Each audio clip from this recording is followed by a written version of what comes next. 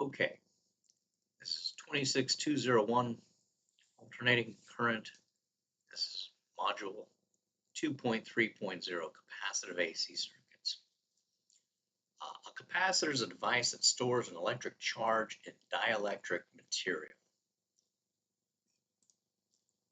Passive electrical energy storage device containing two metal plates separated by an insulating or dielectric material. Capacitance is the ability to store a charge. When storing a charge, a capacitor opposes a change in voltage, so both of those are highlights.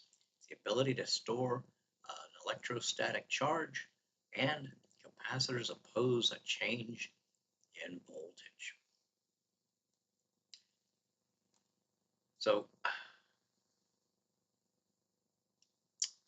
let's go ahead and draw this on our 3D-BB. There's our inductive reactance football.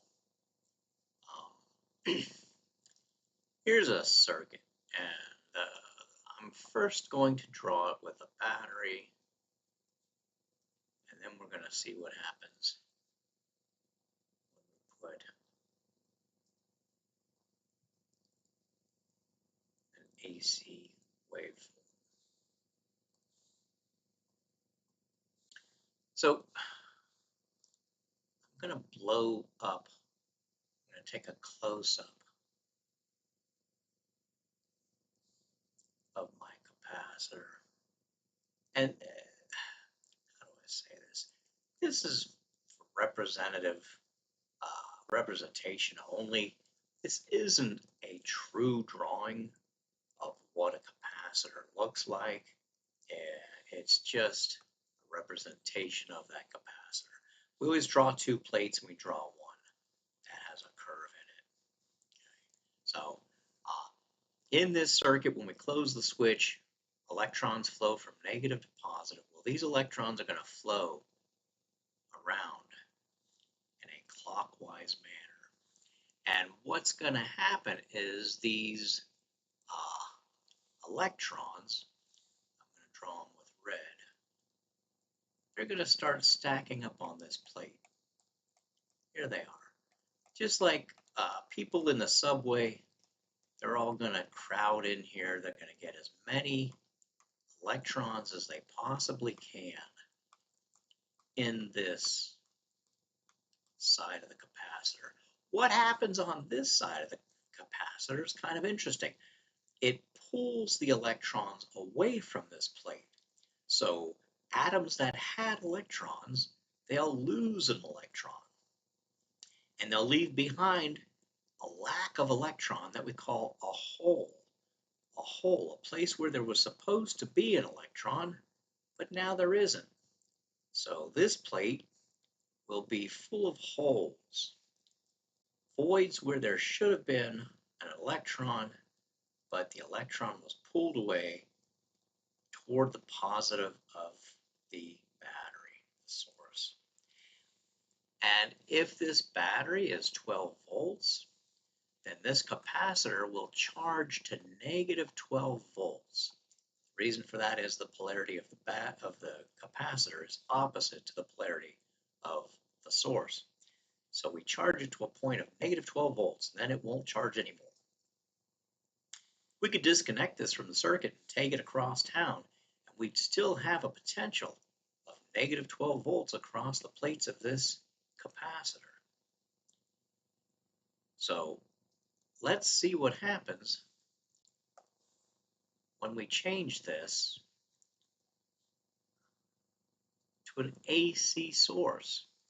We're going to put a generator on this. And let's just keep it at 12 volts. Let's say it gets up to a positive 12 volts. All right? That's as far as it can go. And down here, I'm going to draw this. And I'm going to draw my voltage. I'm just going to wing it.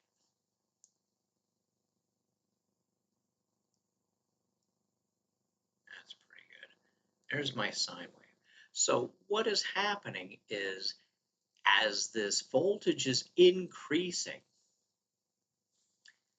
this plate becomes more and more saturated electrons. The current is flowing in the direction of the polarity of the voltage, but it gets to a point where when the source gets to a maximum of 12 volts, there's no more room for any electrons to now flow, and you have 12 volts on the source and negative 12 volts on the capacitor, so the current stops. When this voltage falls below 12 volts, this capacitor actually has a higher voltage than the source, and it'll start pushing electrons against the source in the opposite polarity until such point as this source falls to 0 volts, and the only thing governing the current flow is the capacitor. So at that point, when this falls to 0, the current is at its maximum in the negative polarity, in the opposite direction. And then this source is going to change polarity, and the positive will be on the top and the negative will be on the bottom, which means that it wants the current flow to be counterclockwise. And what happens over here is all of these electrons are gone, and they've started to store up on the opposite plate. So now the electrons are all trying to gather on this bottom plate. So here's my electrons coming into this bottom plate, and it's becoming saturated, and they're all running over here. And we remember that the other plate has what are called holes, where there should have been electrons, but they were pulled off because of the voltage source, and all it left behind were holes. That's good enough. We'll just do that. Let's just keep going. And what happens is when the voltage gets to its peak negative value, the capacitor is saturated and the current stops. And then when the voltage starts to fall, now we're at a point where the source is negative 12 volts and the capacitor is charged to 12 volts. So again, when this falls away from negative 12 volts, 10, negative 8, negative 6, negative 4, this 12 volts at the capacitor is going to push the current clockwise through the source. It's pushing it in the opposite polarity until such point as the current is maximum when the voltage is 0. And as this voltage climbs to peak again, the current falls back to 0 again because we started the whole thing over again. This plate is now saturated with electrons, and this plate is saturated with holes, and the current has fallen. And look what we have.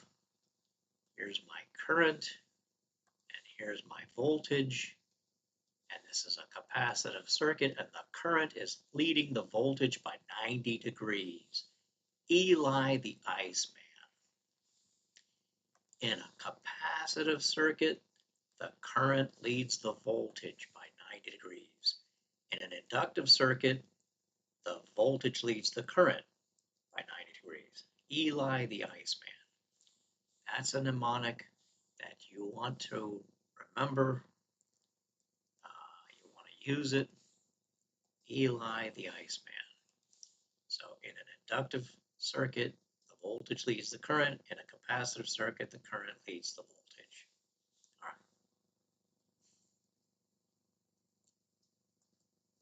right. So here are capacitors. Figure 14a shows a capacitor in a DC circuit. When the voltage is applied, the capacitor begins to charge, as shown in 14b. All right, I just did all of that. I'm not going to do it again. All right. Capacitance is measured in farads. Inductance is measured in henries. Capacitance is measured in farads. Where 1 farad is the capacitance when 1 coulomb is stored in the dielectric with a potential difference of 1 volt. Smaller values are measured in microfarads. Usually if you have a capacitor, it's going to be listed in millifarad or microfarads, most often microfarads. Millihenries for inductors, microfarads for capacitors. In summary, capacitance exhibits the following characteristics. DC is blocked by a capacitor. AC flows in a capacitive circuit. We say capacitors block DC and pass AC. A smaller capacitance allows less current. 2.3.1 Factors affecting capacitance. The area of the plates. The initial charge displacement on a set of capacitor plates is related to the number of free electrons in each plate. So the larger the plates will produce a greater capacitance. Larger plates will produce a greater capacitance. The distance between the plates, it's inversely proportional. As two capacitor plates are brought closer together, more electrons will move from the positively charged plate and into the negatively charged plate. This is because the mutual attraction between the opposite charges on the plates increases as the plates move closer together. This added movement of charge causes an increase in the capacitance of the capacitor. In a capacitor that has two plates of equal area, the capacitance will decrease as the distance between the plates increases, and vice versa. Dielectric permeability or permittivity. What? Permittivity? What? I think so. Permittivity. I don't know. Permittivity. I think it's permeability anyway. The dielectric in the material between the capacitor plates is where the electric field appears. Relative permittivity is a ratio that compares the strength of the electric field in a dielectric to the strength of the electric field in a vacuum. Permittivity has nothing to do with the strength of the dielectric material on the breakdown voltage. An insulating material that will withstand a higher applied voltage than some other substance does not always have a higher dielectric permittivity. 2.3.2 Equivalent capacitance. Capacitors can be connected in parallel or in series. Here's a highlight. Connecting capacitors in parallel is equivalent to adding the plate areas. Therefore, the total capacitance is the sum of the individual capacitance. Now, in a series circuit, resistances are additive. Voltage drops are additive. Power dissipated is additive. Inductive reactance in series is additive. Inductance in series is additive. Capacitive reactance in series is additive. The only fly in the ointment is capacitance, A-N-C-E. Capacitance, you add them in parallel, and you have to do the reciprocal method in series. Everything else follows the rules of resistance, but capacitance is the only fly in the ointment. It's inversely proportional. In a parallel circuit, you add them together. In a series circuit, you have to do the reciprocal method or product over sum, however you want to do it. For example, a 10 microfarad capacitor in parallel with a 5 microfarad capacitor will provide 15 microfarads of capacitance. You add them together. The voltage is the same across the parallel capacitors. Note that adding parallel capacitance is just like combining resistors in series. So they're saying that having these two capacitors in parallel is like increasing the plate area of one capacitor. So it just increases the capacitance, ANCE. In series, when you have two of them in series, it's like you've doubled the space between the plates, so you've decreased the total capacitance of those two capacitors when they're in series. So we have to do the reciprocal method or product over sum. Connecting capacitors in series is like increasing the thickness of the dielectric. This makes the combined capacitance less than the smallest individual value. The combined equivalent capacitance is calculated using the reciprocal formula as shown in figure 16. That's a highlight. So here in series, we'll use the reciprocal method. 1 over 1 over C1 plus 1 over C2. This is a highlight. Capacitors connected in series are combined like resistors in parallel. This is another highlight. For example, the combined capacitance of two equal capacitors of 10 microfarads in series can be calculated using the product over sum method, or you can just divide 10 microfarads in half, and the total is 5 microfarads. They're doing product over sum, C1 times C2 divided by C1 plus C2. So 10 times 10 is 100 microfarads divided by 20 microfarads. Product over sum. 100 divided by 20 is 5 microfarads.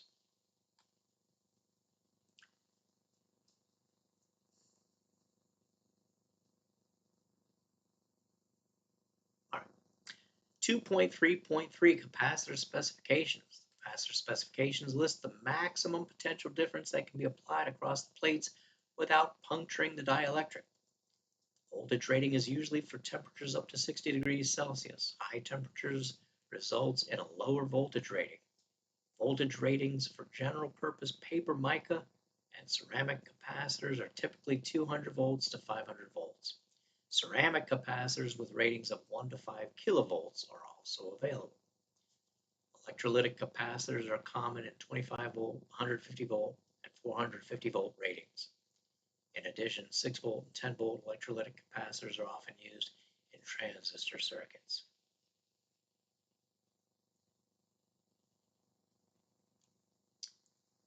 Capacitors are also rated by leakage resistance in megohms. After the charging voltage is removed, a perfect capacitor would keep its charge indefinitely. After a period of time, however, the charge is neutralized by a small leakage current that flows through the dielectric and across the insulation or insulated case between the terminals. This is because no insulator is perfect. For paper, ceramic, and mica capacitors, the leakage current is very slight, meaning the leakage resistance is very high.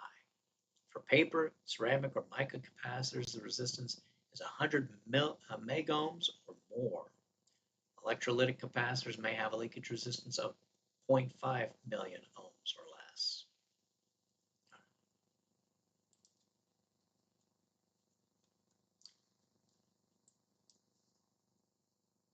2.3.4 voltage and current in a capacitive AC circuit. All right. We went over this on the smartboard, on the 3DPB. Know that anytime the voltage is at its maximum, the current is zero. Here in the positive peak, the voltage is peak positive, the current is zero. And over here, the voltage is at the peak negative, the current is zero. They're 90 degrees out, so whenever the voltage is peak, the current is zero.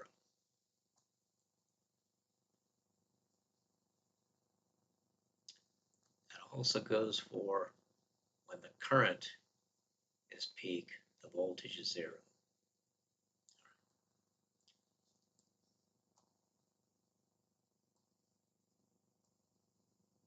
I'm trying to explain all of that. There you go. Convenient way to remember this is the phrase Eli the Iceman. So I'm just going to highlight that. We showed how the current leads the voltage by 90 degrees in a capacitive circuit.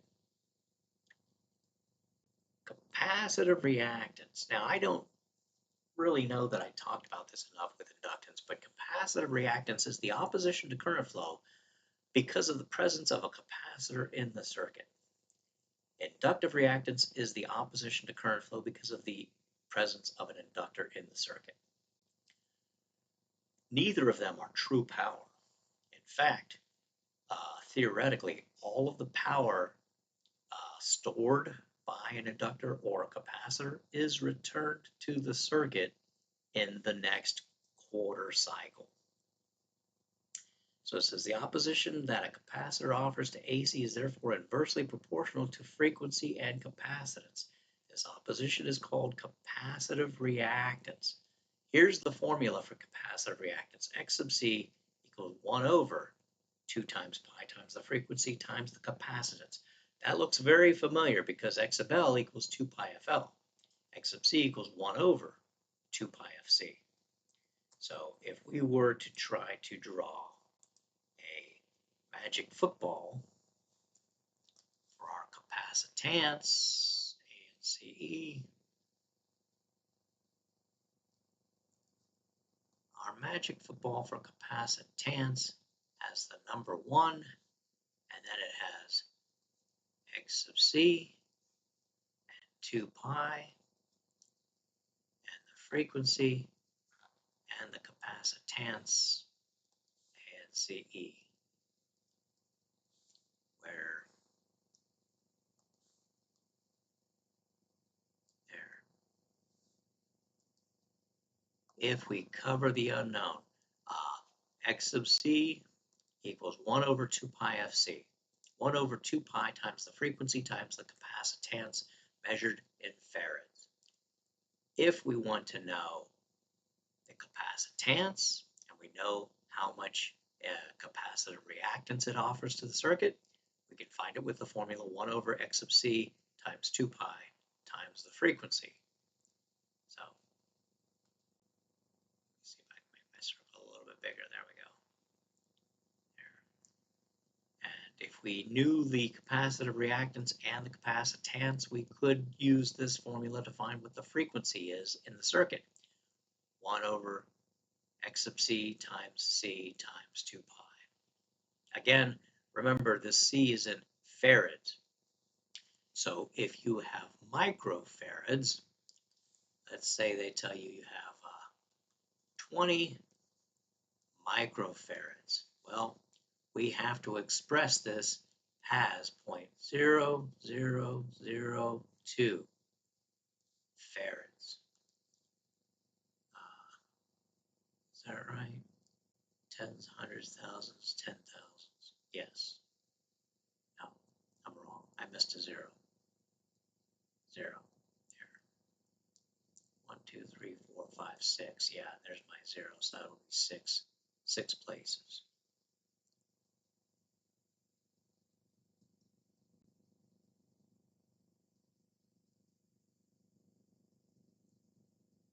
Millions. Yes. 20 millionths. That's right. All right. Very good. So in your formula, you have to use 0.00002.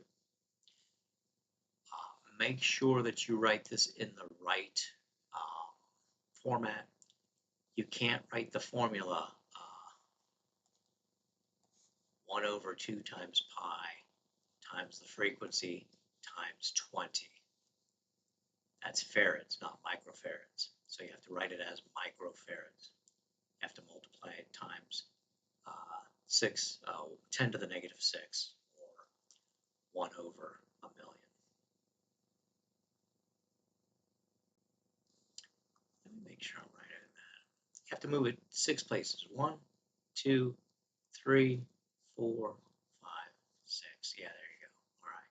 I moved it 6 places. 4 zeros and a 2. All right. For some reason, it just doesn't look right to me. I don't know. Anyway, there you go. So there's your magic football. 1 over x sub c, 2 pi fc. Cover the unknown, and you can find the answer. Again, if you have capacitive reactance, here we have a capacitor in series with a capacitor, and I'm just going to make up some numbers here. Let's say I have 20 ohms of capacitive reactance, and I have another 20 ohms of capacitive reactance. Capacitive reactance, just add them together. You end up with 40 ohms of capacitive reactance. If I'm talking about capacitance, on the other hand, if I said I had 20 microhenries, or microfarads, and 20 microfarads, then I do product over sum, I'd get 10 microfarads total capacitance, ANCE. I'd have to use the reciprocal or the product over sum. If they're in parallel, then I can add them together. Capacitance is the only fly in the ointment. All right. Let's go back to the book.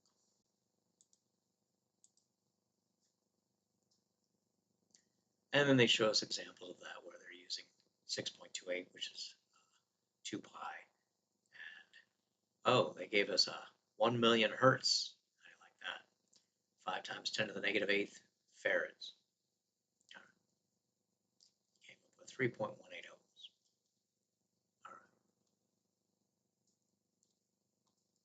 think about it, a variable capacitor is used in a tuner of an AM radio to tune the radio to the desired station.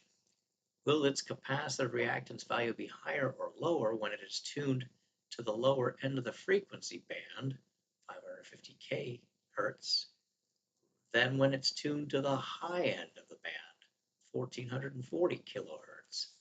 Well, we said that capacitive reactance is 1 over the frequency. So the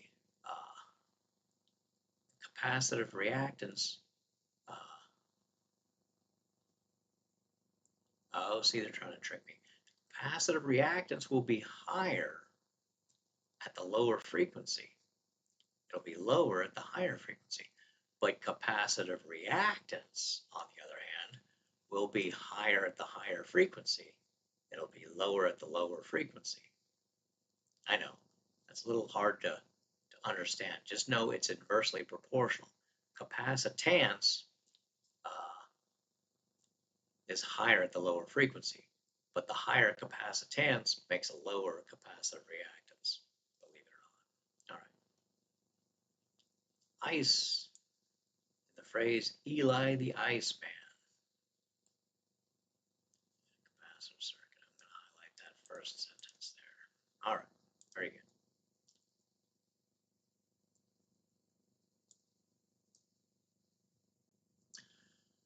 2.4.0 combination circuits. AC circuits often contain inductors, capacitors, and or resistors connected in series or parallel combinations.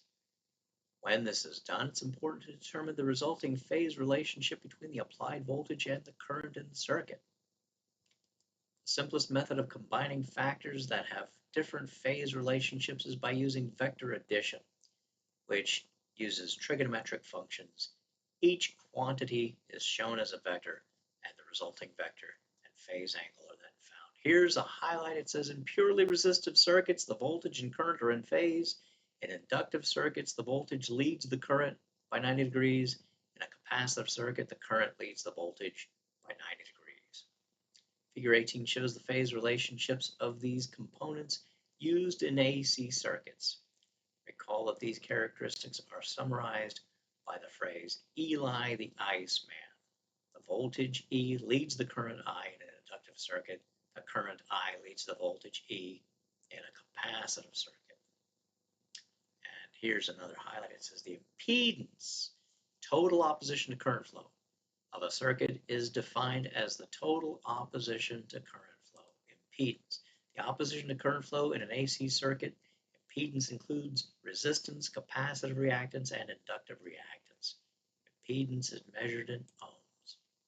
So impedance, Z, that stands for impedance, equals the square root of R squared plus X squared, where X is the reactance.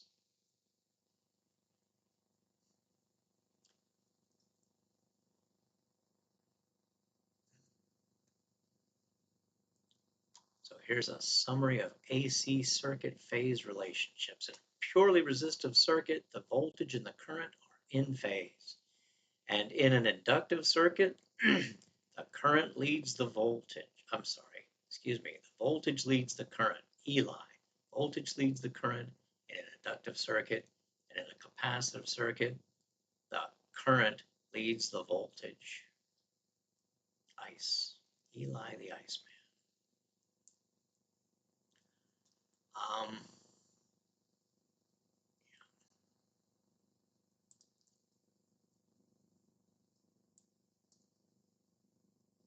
All right, I'm going to stop here. I'm going to start another video. I'm trying to keep these videos from being 3 hours long. We'll stop here and we'll come back on 2.4.1 RL circuits.